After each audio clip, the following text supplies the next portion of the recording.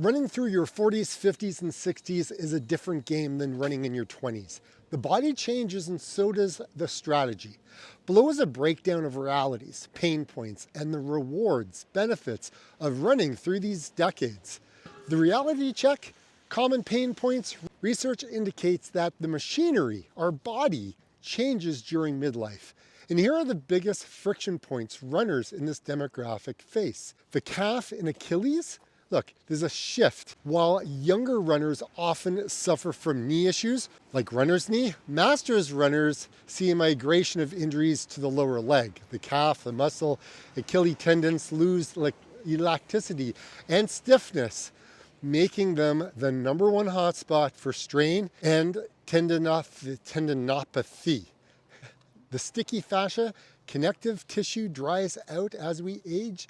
The spring in our step diminishes because tendons aren't as palpable, leading to a sensation of stiffness, particularly in the morning or the first mile of a run. Look, you guys know that. Muscle loss. After 40, we naturally lose muscle mass approximately 8% per decade. And if we don't counteract it, this loss of strength means less shock absorption for the joints.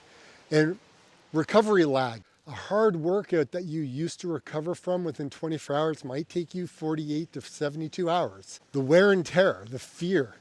A major psychological pain point is the fear that running will ruin your knees. And look, science actually suggests the opposite. Now, here are 8 reasons why it is beneficial to run despite the pain. If you can navigate the pain points above, mostly through slower warm-ups and added strength training, the payoff is immense. Now, number 1, the impact of training on your bones. Unlike swimming or cycling, running is a high impact activity. And while that sounds scary, it's actually the secret sauce for aging bones. The impact signals to your bones to remodel, to retain density, and directly combating osteoporosis and stress fractures later in life. Number 2, it's a knee paradox, the joint protection. This is the biggest myth buster. And studies have repeatedly shown that recreational runners have lower rates of knee osteoporosis than sedentary people. Number 3 is the neuroplasticity in the brain health. Running is one of the few activities that sparks neurogenesis. That's the creation of new brain cells in the hippocampus, the part of the brain responsible for memory and learning. And this is a powerful tool delaying cognitive decline and dementia. Number 4 is the metabolic fireproofing. As hormones shift, lower testosterone in men, menopause in women, insulin sensitivity can drop, leading to weight gain and diabetes risk. Running improves the insulin sensitivity, helping fireproof your metabolism against these midlife shifts. Number 5 is the emotional regulation and the reset button. Midlife is often the sandwich generation. It's the era where we care for aging parents while raising children and managing peak career stress. Running provides a chemical reset, the endorphins, the endocannabinoid system that is often more effective than medication for managing midlife anxiety and moderate depression. Number 6 is combating muscle loss. If done right, while running is cardio, running hills or doing intervals requires significant muscle recruitment from the glutes and the quads. And this helps preserve muscle mass that is crucial for maintaining independence as we age. Cardiovascular efficiency is the engine. Heart disease remains a top killer in these decades, and running keeps the arteries compliant, flexible, and lowers resting blood pressure. It keeps the engine clean and efficient well into your senior years. And look, 8 is the social glue. Running groups for master athletes are among the fastest growing social circle. In a life stage where social isolation can begin to creep in, the empty nest, retirement, running provides a built-in community with shared goals. Got some lunch, some coffee.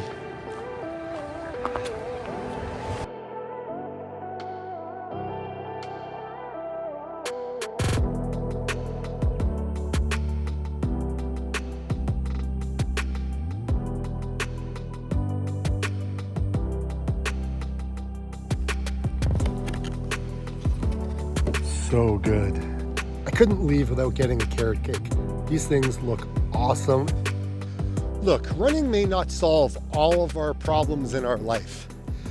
You may think of it as the magic pill, the one thing that you can do that's going to change everything in your life.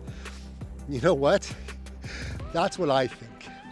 I think running can do a lot of these things. I think running is probably one of the best things that you can do for your brain, for your muscles, for your joints, for your heart, for your social engagement, your cardiovascular system.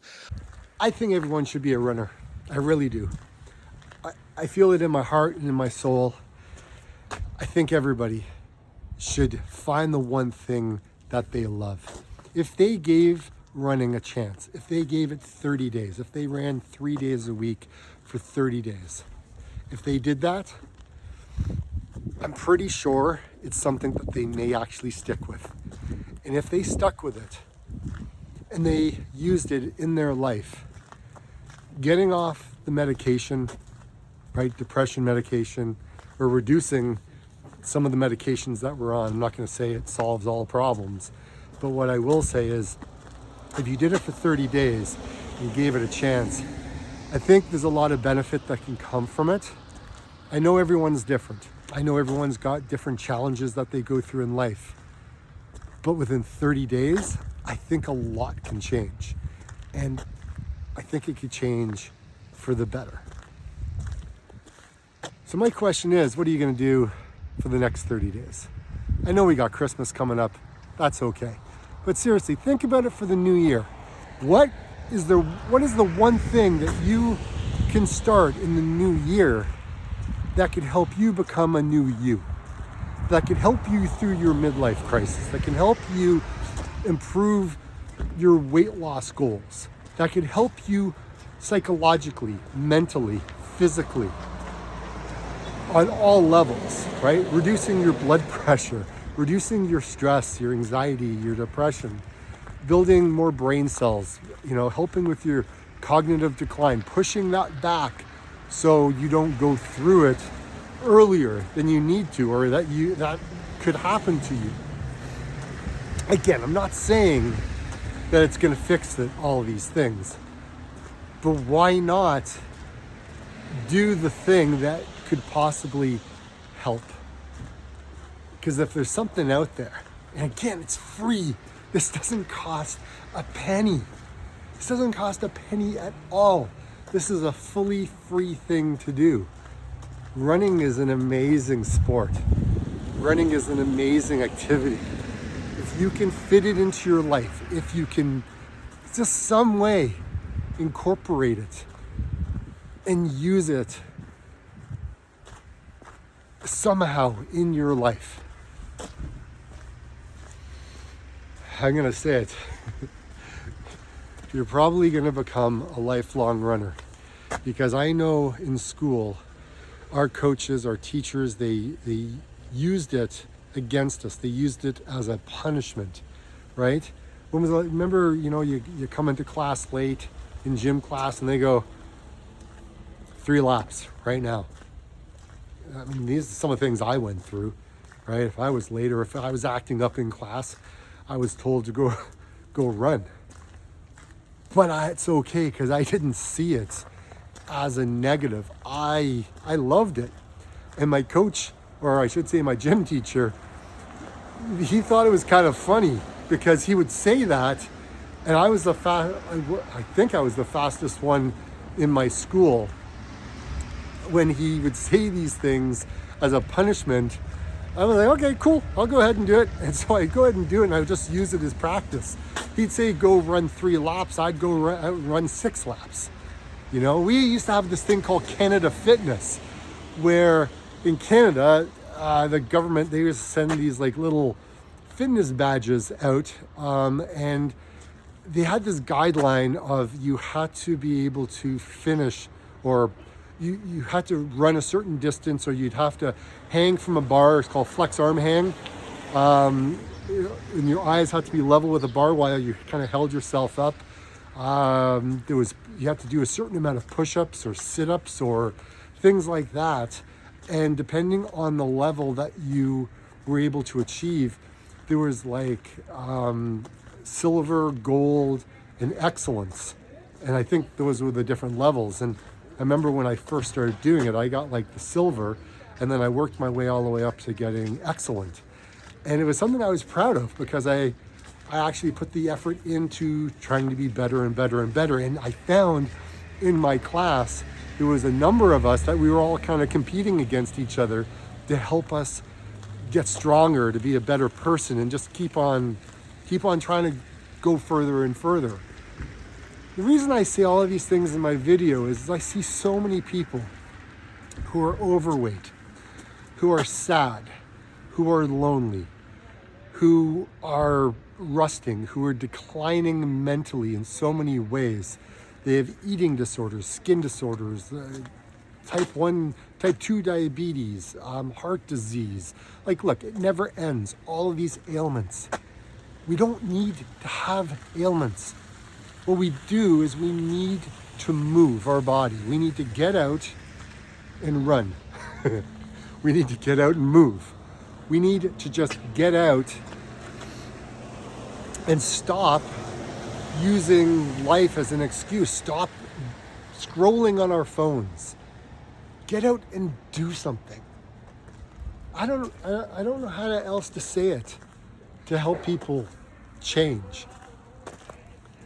But with my videos, I say all this because if you've found this video, you've found it at the right time in your life and what you're going through. And so if this has maybe motivated you, has maybe inspired you, maybe helped you look at things a little bit differently, then it makes me very happy because that's exactly what I'm hoping that these videos will do for you. I love the feeling I get after I go ahead and do the thing that I love to do. But to be able to get the benefits from running, it's a great place. Now, it's a high impact, very high impact. So with high impact comes with high returns, but it also comes with high injury rates. So being able to go through the recovery process is just as important as actually getting out and doing the running. I have gone through a period over the last year where there's been a lot more recovery than there has been running. However, what's also been really important for me is getting into that gym and doing heavy lifting. Because when you're able to do the heavy lifting, you're building muscle because you want to be able to counteract it, your muscle loss that you're going to be going through as you get older.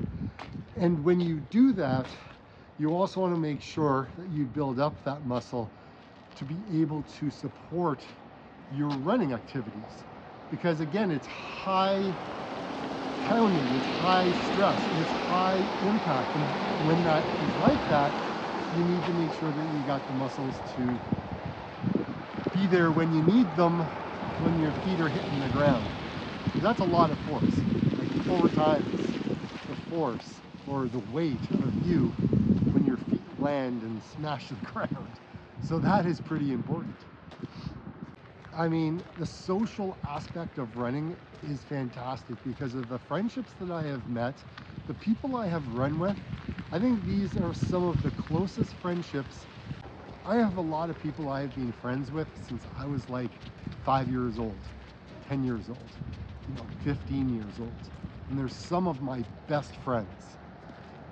The next set of best friends that I have is from the running community. It's been fantastic. The next set of amazing friends I have also come from business. And it's kind of funny how that happens because a lot of my clients that I help when we're either buying a house or selling a house, I end up becoming friends with them. And I've been friends with some of these guys for a long time. So, like I always say, get out and run. We'll see you on the next one. Thanks for being here.